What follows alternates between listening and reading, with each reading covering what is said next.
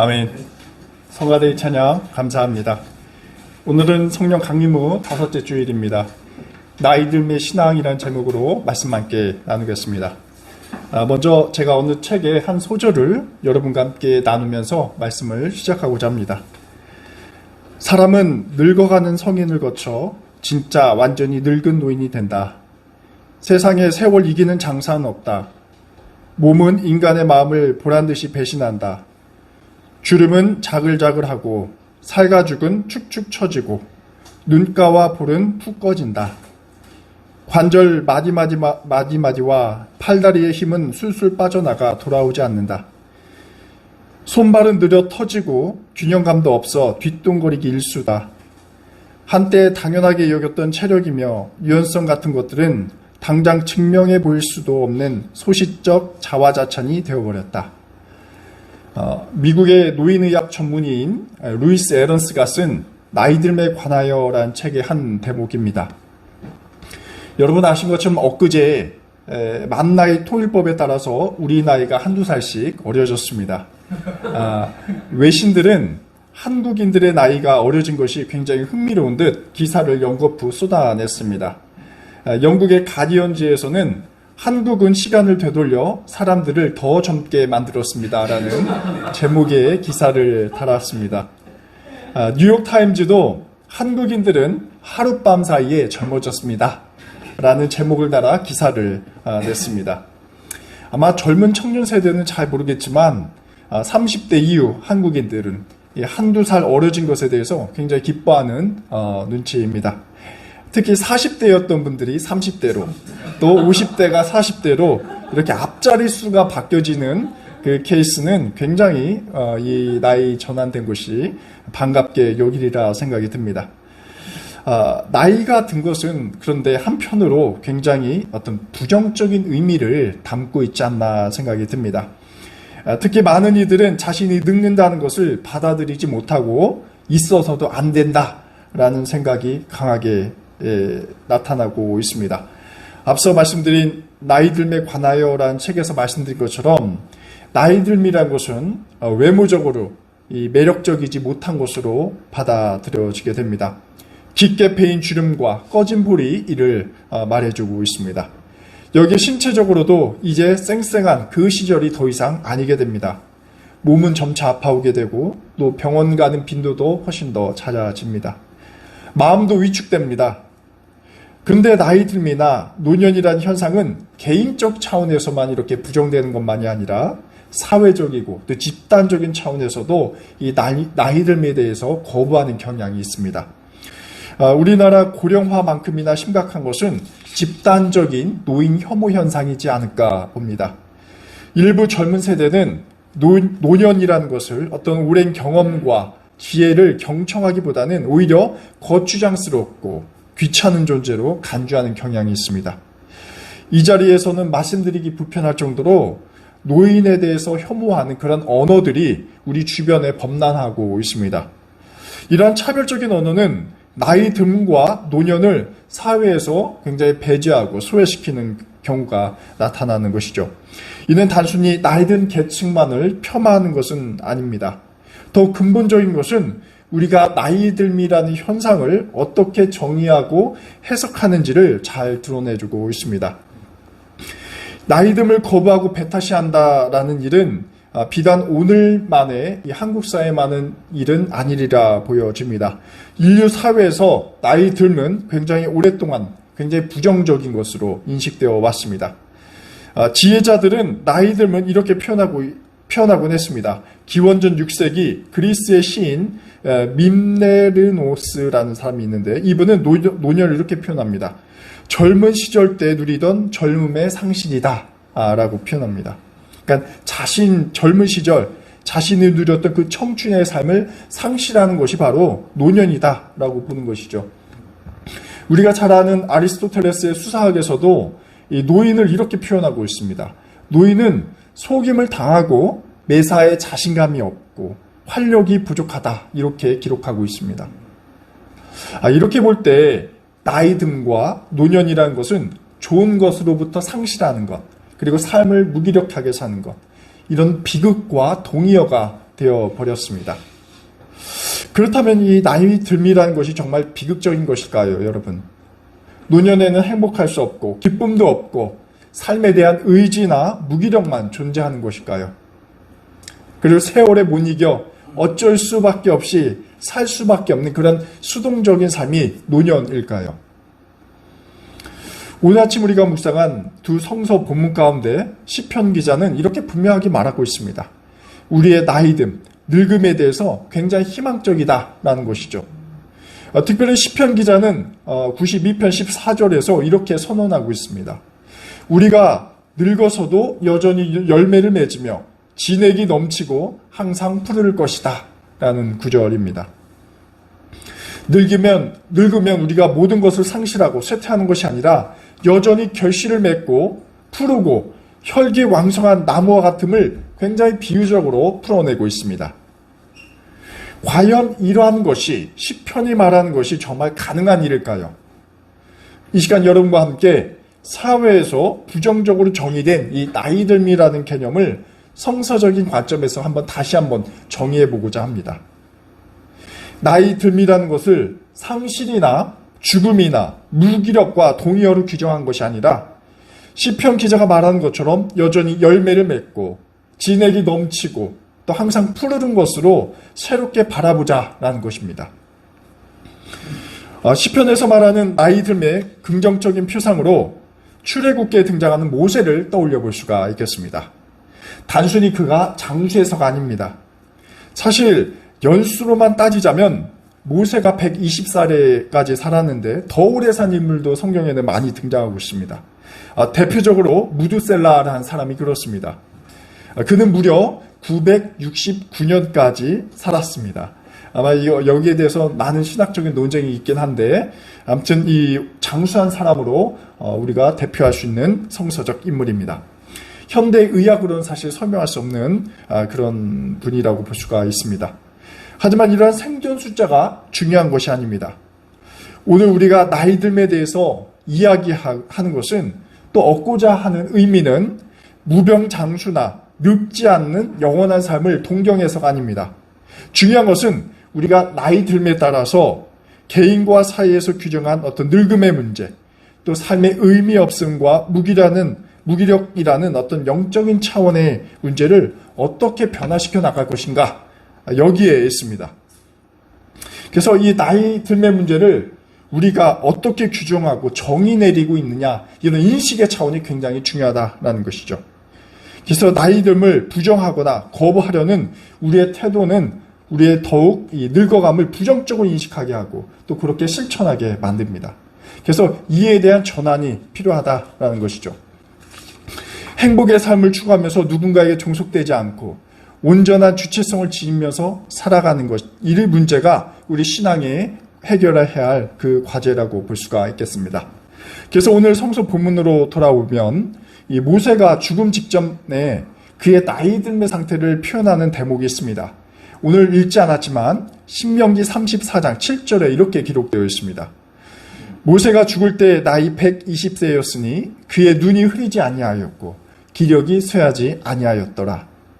이런 구절이 있습니다. 저는 이 장면을 묵상하면서 단순히 그가 육체적으로 건강했다라는 말로는 보지 않습니다. 신체적 강건함을 그 이상을 넘는 어떤 의미가 이 구절 속에 담겨져 있음을 확인하게 됩니다. 눈이 흐리지 않았다는 이야기는 살이 분별이 명확하다라고 볼 수가 있겠고, 또 기력이 쇠하지 않았다라는 이야기는 누군가에 의존하지 않을 정도로 굉장히 독립적인 삶을 살았다라고 볼 수 있습니다. 모세의 이 죽음 직전의 장면은 현실적으로 굉장히 기이하면서도 접하기 쉽지 않습니다. 다만 여기서 우리가 추출해 볼 수 있는 의미는 바로 그의 말년의 삶입니다. 과연 어떠한 삶을 살았기에 성서는 그의 말년을 이렇게 묘사하고 있을까요? 성경에 등장하고 있는 다른 인물의 죽음과 굉장히 이 모세의 죽음과는 차별성을 갖고 있습니다. 이 모세의 노년을 형성하는 그 시작점, 출발점, 바로 하나님의 부르심, 소명에 있다라는 것을 우리가 기억할 필요가 있습니다. 모세의 120년 인생을 나눠보면 80세 전과 후로 구분지어 볼 수가 있겠습니다. 80세까지의 이 모세의 삶은 이집트인으로서의 삶 40년과 도망자로서의 삶 40년으로 이루어져 있습니다. 모세의 청년 시기를 한번 보도록 하겠습니다. 그가 나이 40에 이르기까지 그는 이집트 제국의 이집트 왕궁의 왕자로서 살고 있었죠. 우리가 잘 아는 것처럼 이 시기 히브리 동족이 이집트 통치자로부터 굉장히 탄압을 받자 연민이 발동해서 이집트 사람을 죽이게 됩니다. 모세와 왕권을 다투고 있던 투트모세 3세가 이 사건을 빌미로 삼아서 모세를 죽이려고 합니다. 그래서 졸지에 모세는 이 도망자 신세가 되었습니다. 그리고 모세는 미디안 땅으로 도망치게 됩니다. 미디안의 제사장 이드로의 딸 십보라라는 여인과 결혼해서 가정을 꾸립니다. 모세는 아내 사이에서 2명의 아들 게르손과 엘리에셀도 낳았습니다. 그곳에 정착해서 가정을 꾸린 후 그 다음에 40년간 목자로 살아가게 됩니다. 어찌 보면 이 40년이라는 세월이 왕궁에서의 삶보다 훨씬 더 평화로웠을지 모르겠습니다. 그리고 어느덧 작년에 40년은 흘러가고 80세 노년의 시기에 이른 모세가 마주하게 됩니다. 모세에게 이 80세라는 나이는 종착지였지 어떤 새로운 출발은 더 이상 아니었던 것입니다. 하지만 모세의 일생에 아주 거대한 전환점을 가져오는 계기가 있습니다. 그것이 바로 하나님과의 만남이었습니다. 모세가 어느 날 호렙산에 있는 떨기나무 가운데서 하나님으로부터의 음성을 듣게 됩니다. 하나님께서는 이집트 히브리 백성들의 외치는 그 고통을 들으셨고 해방의 역사를 계획하고 있던 시기였습니다.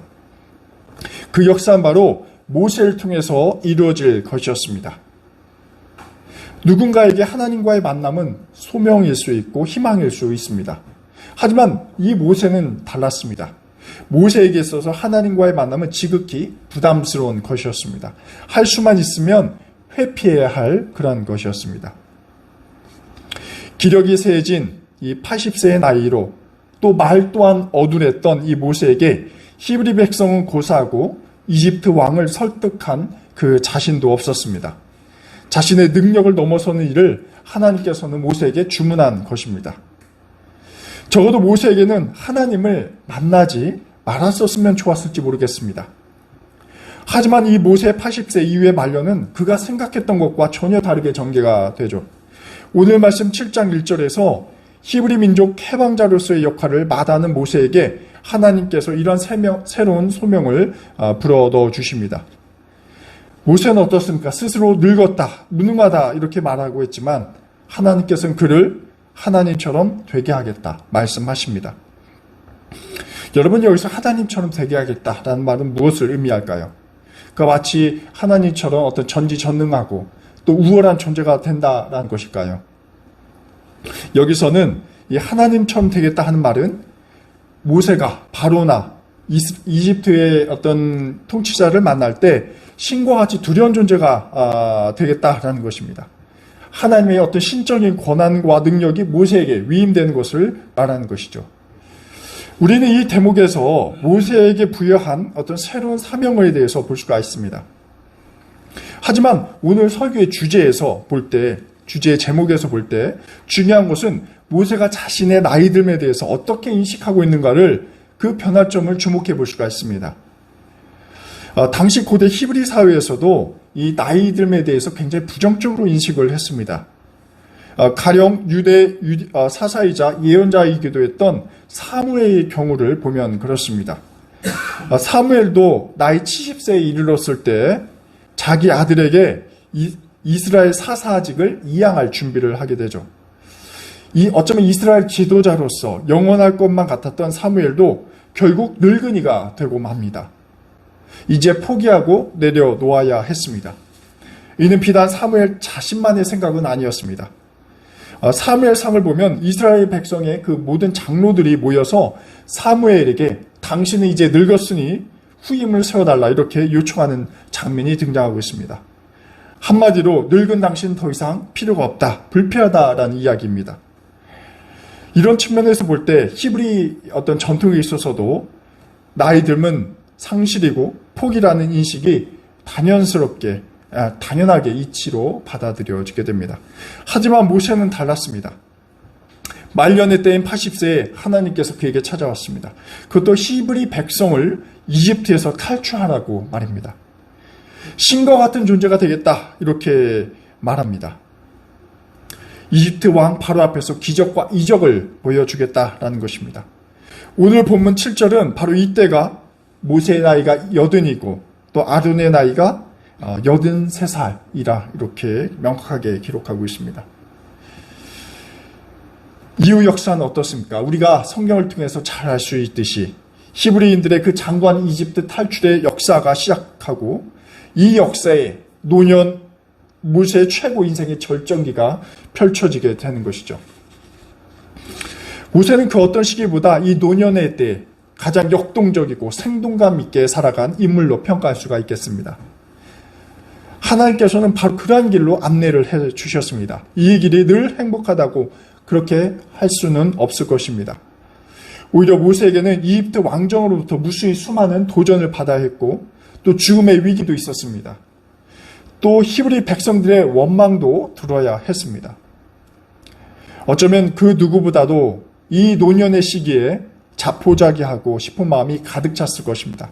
하지만 그럼에도 불구하고 그는 극복을 했습니다. 주름진 얼굴과 연약한 팔과 다리를 뒤로한 채 주님께서는 그분께서 주시는 어떤 신적 능력으로 모세는 히브리 백성을 해방시켰습니다. 이집트에서 노예로 있던 그 자유를 누리지 못했던 히브리인들 결국 젖과 꿀이 흐르는 가나안으로 입성할 수 있는 마중물 역할을 하게 한 것이죠. 모세가 마주한 노년이라는 것은 어땠을까요? 지혜였고 오래 묵힌 포도주처럼 굉장히 그의 삶은 깊었습니다. 하나님께서 모세에게 신적인 능력을 허락하시기도 했지만 출애굽이라는 과정은 이 모세의 지난 80년 세월을 다분히 헛된 걸로 간주하지 않게 했습니다. 오히려 모세는 왕실에서 배운 대종을 통솔하는 그러한 지도력과 지혜와 또 미디안 광야에서 체득한 히브리인으로서의 어떤 정체성을 이 출애굽 사건에 오롯이 열정적으로 쏟아냈습니다. 모세에게 있어서 이 늙음은 어떤 낡음이 아니라 새로운 시작이었던 것입니다. 그래서 시편 29편에서 시인은 이렇게 말하고 있습니다. 우리는 하나님의 뜰에서 크게 번성할 것이다. 늙어서도 여전히 열매를 맺으니 진액이 넘치고 항상 푸르를 것이다. 모세라는 고대 히브리인 지도자가 보여주는 것처럼 노년은 진정으로 자유한 삶, 그리고 모든 욕망과 불안에서 해방된 삶, 그리고 주님 안에서 은총을 누리는 삶이라고 할 수가 있겠습니다. 현재 우리는 노년, 나이듦이라는 현상, 이것이 굉장히 부정적이고 또 상실로 귀결되는 분위기 속에서 살아가고 있습니다. 하지만 나이듦은 상실도 아니고 또 죽음도 아닙니다. 성서가 말하는 노년이란 죽음으로 향하는 길목이 아니라 우리 하나님의 소명을 새롭게 발견해서 주님께서 주시는 그 은총으로 더욱더 가치 있는 삶을 살게 하는 도약이라는 것을 말해주고 있습니다. 우리 낙산교회 교우님들께서 청년의 시절이든 아니면 장년과 노년의 시절에 있으시든지 주님께서 허락하시는 이 삶의 의지와 소망을 지니고 이 나이듦을 긍정으로 전환하시길 기원합니다. 또 시편 기자가 말한 것처럼 열매를 맺고 항상 푸르른 삶이 이어지시길 간절히 기원합니다. 기도하겠습니다. 생명의 창조주 하나님, 저희의 겉사람은 낡아지지만 속사람은 날로 새로워집니다. 저희는 당신께서 주시는 소명과 의지로 나이듦에 좌절하거나 낙심하지 않고 힘을 얻습니다. 나이듦이 생명 원리를 자연스럽게 받아들이지만 무기력하지 않고 또 좌절하지 않습니다. 주님의 은총에 힘입어 늙음의 두려움과 불안에 동요하지 않습니다. 주님, 저희가 어느 생의 주기 가운데 있든지 저희를 살리시는 생명을 주셔서 지금의 순간에 충실히 살아가며 은총 누리게 하옵소서. 예수 그리스도의 이름으로 기도드립니다. 아멘.